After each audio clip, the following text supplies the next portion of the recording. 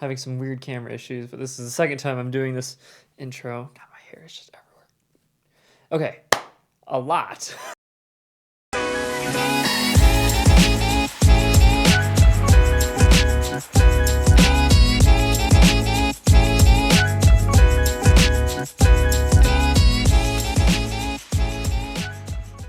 All right, so a lot has happened since the last video. I got a new job, and that has caused me to really delay my video making. So apologies. I'm trying to finish the series off with this last episode, and it's going to focus on gear to shoot videos.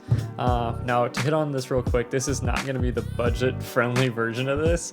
If you are looking for a budget-friendly, filmmaking thing or tool, I guess, I highly recommend these mobile kind of iPhone cages. You can put your phone in there. Comes with a light, a little mic. You could find these on Amazon or different styles. This one's just plastic, but they make some really nice ones. Small rig makes one. Condor Blue might make one. So if that's something you'd be interested in, because that's more of like just kind of dipping your toes into the filmmaking world, or maybe you just don't want to buy a new camera yet, highly recommend these.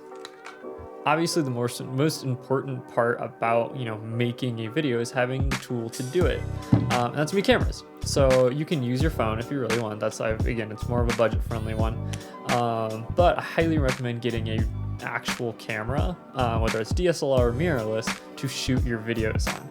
I started on a little Nikon right there, and I used that for a good 3 years before I really felt that I had surpassed the camera's ability of what I was trying to do creatively.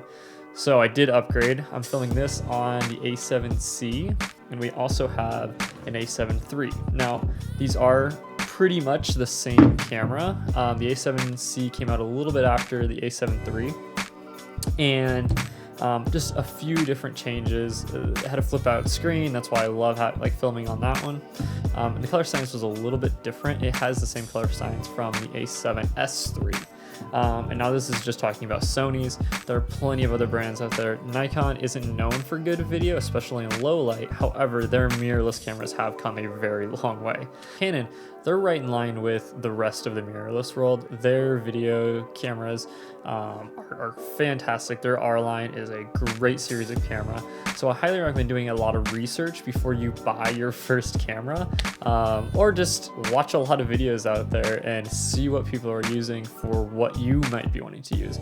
If you're a vlogger, you're gonna want something more lightweight. If you are a filmmaker and you want to get into these really big films, the Blackmagic cameras, Blackmagic Pocket Cinema 4K, 6K, I think they have 8K or 6K Pro or something like that. I don't keep up too much with those, but those are very good. A little bit more options there, way more ability to fix the settings and how you would want them. Speaking of what you want to do, that is a huge part about filmmaking and the supplies and tools you might need. If you're gonna be just a vlogger, the bendy tripod. I think if you've ever seen Casey Nice, he was kind of the first pioneer to use this thing. And I have to say that I love my bendy tripod. I pretty much take it anywhere I go with it when I bring my camera. I have a full cage on my camera, handles and everything, but I still bring this bendy tripod because you're able to just hook it on anything. You can bend it around. I've used it as a kind of handles before when I didn't have my cage, so you mount it in there. I was able to hold it like this and get some pretty steady shots. That one over there. When it does come to vlogging, you're going to need a wide angle lens. So I usually recommend a 16-35. That is going to give you a very wide range. So you're only holding the camera out a couple feet from your face. If you have anything lower than a 28, I would probably go to a 24 realistically is like where I really would want to be at, but having the 28 it works just fine. Anything above that, you're going to struggle to get anything in frame before your face starts to warp. Lens warp, that's a whole thing. I can do a video on that, maybe talk about that later, but that is a whole different video. So maybe you don't want to be a vlogger, but you still want to make videos on YouTube and you're doing it in your home studio. One of the biggest things that is going to help out the quality of your video is a nice set of lights. And this can be seen like right now. I have a light here on me. This is my big key light here. And then I have an edge light behind me. And I usually have two colored lights behind me. I have my ones that kind of light up my camera stuff over here. I usually have one down here, but it was dead. of course. I haven't charged anything. I haven't been down here in so long. Now here's a good example of what it would look like if I was just using the room lights. Yeah, just using the room lights, it's not all that pretty. I'm gonna turn my key light back on. Okay, and that gives me a good edge light. It's very blue, let it warm up, let the color balance here. There we go, looks a little bit better. And I have a little remote here, lets me talk to all my lights. Add the edge light. Looks pretty good. That's only 2 lights. Having the last light in the background, that's more of just like a detail light if you want it to look cool. Everybody likes colors behind them. I usually put, because I have the blue, the complementary color, and put like orange over here. If I change that color, then I just keep doing complementary colors. So it always works out. It always looks kind of cool back there. Now, depending on who you are, what your needs are, again, a good pair of lights is going to depend on what you need them for. I use the Yongnuo Air 2s, I believe. And I think I said that wrong. It's Yongnuo, something like that. They're a great company though. I love their lights. They are rated at CRI 95. And that means that the quality of light is going to be very accurate with skin tones. And that's what you really want to look for when you're buying a good set of lights. Something like this, these little ones, it says CRI 95 rated, but getting an actual light meter might help and determine how close those really are. I've never gotten a light meter to test these, but I'm assuming they're pretty close. I've never had skin tone issues. And what I really love about these lights is that I have a remote and it has 8 different channels. So I can control 8 different lights with one remote. And it saves so much time. I don't have to, keep turning them off and on. Just press a button. And they also can do different colors. So if I press here, I have all sorts of different edge lights. I could do that complementary color, like I said, do an orange back there. Just adds a little bit more detail in the room. It's just a little bit more fun. Switch it back, click a button, and I'm back to just having that white light. And you're probably wondering, Christian, where did you learn all of this? I'm pretty much all self-taught when it comes to video. I started back when I was in high school. I took like the AV broadcasting class back in high school. And ever since then, I started out with GoPros and messing around with those because I wanted to do Davin Supertramp, if you ever remember those videos. He was always doing wild stuff with his friends. I thought that was so cool when I was in high school. So I was like, I want to get a GoPro and I want to make videos like that. Obviously, with a GoPro, you're going to struggle. And that was like back when the Hero 3 was the newest one. So those, they weren't the best cameras at the time. But GoPro has come a long way, especially with their stabilization. So getting a GoPro for one of your first cameras, I wouldn't recommend doing everything on a GoPro, but it will get you pretty close to what you want to be doing, especially when it comes to like vlogging or just like lifestyle traveling videos. So you're already making videos and you want to up the quality of your videos, get a good mic. Right now I'm using the Sennheiser. This is the MKE 400. I've noticed a couple YouTubers have started to use this one. I got it back in, I want to say May, and I love it. So this is a powered mic. And I'm just gonna give a little shout out here because I really, really love this mic. Sennheiser is a great company. They make audio equipment when it comes to headphones. Their headphones are phenomenal. And so far I'm very, very impressed with this mic. Now, one of the things I did see, I should link this video to what I'm about to say. This does have a little bit more self noise than I would like. So what I did was this video, I can't even remember his name. He recommended you put your camera settings kind of low. So my camera amps are at 8, but I did turn up the amps on the mic itself. It's one of the big things this mic can do is turn up the sensitivity and lower it. So I turned up to as high as it can go. It does have a low pass filter on it. I have that turned off right now, but if you're in like a windy area and you're outside, it does wonders. Second thing, what I was mentioning about that self noise is it's not quite studio good, but it is very, very clean and crisp. And just doing that little trick can really dampen the self noise that this mic gives off. So highly, highly recommend this mic.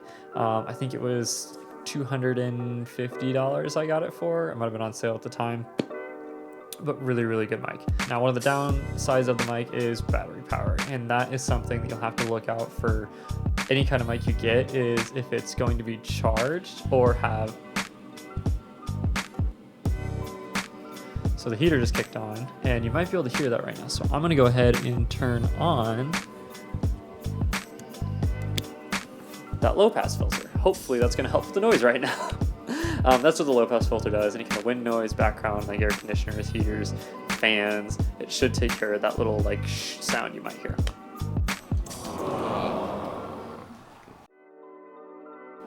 Okay, so back to what I was talking about. So I was talking about batteries, and you could get a mic that you have to plug in. The issue with that is when you plug it in to charge it, you're kind of stuck, unless you can use phantom power and plug it straight into that and go.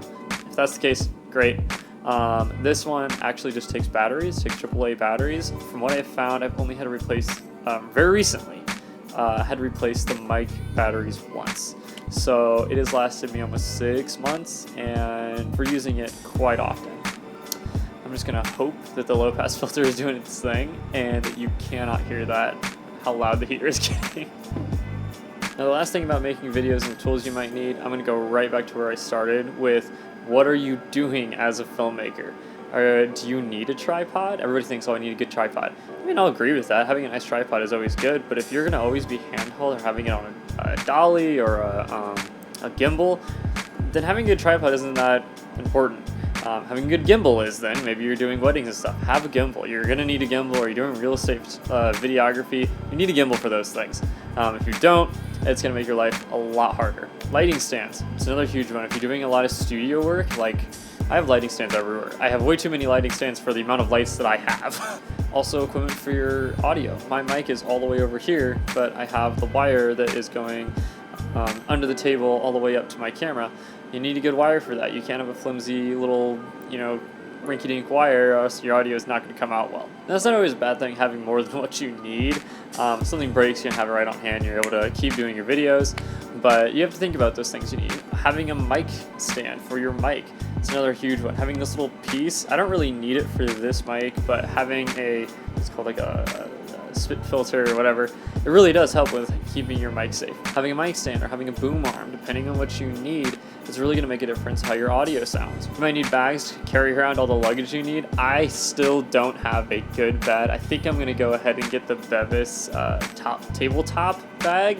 I've been really debating. I have a little bag that I just carry around with me, but I really want a nice book bag.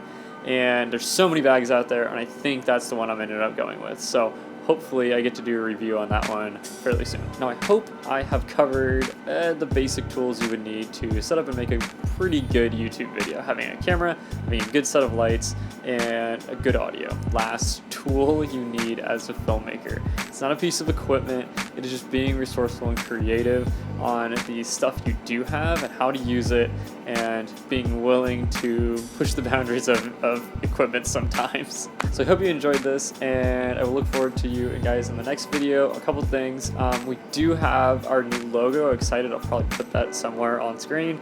Shout out to this guy. He is the one who made it, and it just we couldn't be happier with it. So it's all already on our website and all of our social media stuff, which I will start to post on very soon. Also, I do have a new car video coming out. It's been on the website for a while, and I'm always going to drop content there before I put it on YouTube. I've had this video done for a long time, but I've decided, I was really debating whether I wanted to put those things on YouTube or not. Thought, why not? The SubiFest video has done phenomenal, and a couple of you might have come from that video, so it'll just be something cool. It's another car video. It's on the supercar meet that I had gone to, and that's what I really started with when I was doing video and photography. I love cars. That's what really got me into the whole video thing. So look out for that, and I will see you guys in the next video.